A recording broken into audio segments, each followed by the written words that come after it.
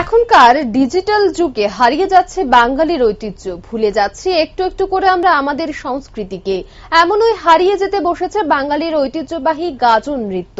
আগে বাংলা বছরের শেষ মাস চৈত্র মাসে সাবরুমের বিভিন্ন জায়গায় গাজন নৃত্য শিল্পীরা সারা রাত জেগে মানুষের বাড়িতে বাড়িতে গিয়ে গাজন নৃত্য পরিবেশন করতেন। এখনকার এই স্মার্টফোনের যুগে গাজন নৃত্যের প্রতি মানুষের তেমন কোনো আগ্রহ চোখে পড়ে না, যার ফলে একদা আমাদের ঐতিহ্যের সাক্ষী বহন করা এই গাজন নৃত্য আজকের সমাজে তেমন কোনো আড়ম্বরতা চোখে পড়ে না। তার মধ্যে থেকেও সাবরুমের প্রিয়তশীল বাঙালিদের এই ঐতিহ্যবাহী গাজন নৃত্যকে একেবারে হারিয়ে যাওয়ার পর থেকে রক্ষা করে চলেছেন। আজকাল গাজন নৃত্য শিল্পীরাও আর আগের মতো নেই। যে গতিতে আমরা ডিজিটাল হচ্ছি, ঠিক আর থেকে অধিক গতিতে আমরা আমাদের প্রাচীন ঐতিহ্যকে ভুলে যেতে বসেছি। এদিন প্রিয়তশীল জানায় তিনি প্রতি বছর নিজ উদ্যোগে এবং কমিটির সঙ্গে নিয়ে এই পুরনো ঐতিহ্যকে ধরে রাখার চেষ্টা করছে।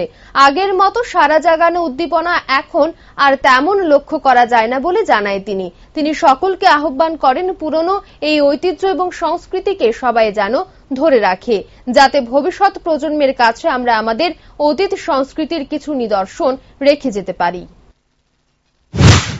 তোমার নাম কি? কার্তিকনাথ। বাবার নাম? শঙ্করনাথ। বাড়ি? আনন্দ দাস। হ্যাঁ, বাজাকপাড়া। কোন ক্লাসে পড়ো? 3-তে। কোন স্কুলে? কারুজুরি। তো আজকে এখন রাত্রেবেলা কটা বাজে? 11টা। কিরকম লাগছে? ভালো। ভালো। তুমি লেখাপড়া বাদ দিয়ে হঠাৎ করে এই লাইনে কেন ঢুকলে? লেখাপড়াও করছি আমি। লেখাপড়াও করছো, মানে কিরকম আনন্দ ভর্তি হচ্ছে? ভালো। ভালো। তোমার বাবা মা কেমন? বাবা মাকে কি বলছি? আমাকে উৎসাহ দিচ্ছে। বুঝলাম না। আমাকে উৎসাহ দিচ্ছে।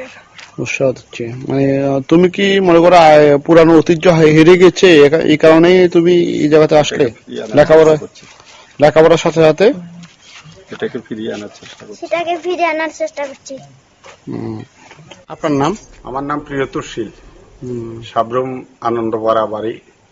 আজকে দীর্ঘ অনেক বছরই দৈত্য সরকালীবাড়ি এই যে গাজন নৃত্য এটা হতো, আজ থেকে প্রায় 15 বছর আমার নিজের দায়িত্বে এবং কমিটির দায়িত্বে যৌথভাবে আমরা এই গাজন নৃত্য পরিচালনা করছি। এই যে 12 দিন আমরা ঢাকি স্নান করিয়ে এই গাজন নৃত্য শুরু করি এবং চৈত্র সংক্রান্তিতে আমরা চড়ক পূজা করে চড়ক গাছ উড়াই। না, অন্যান্য বছরের তুলনায় বলতে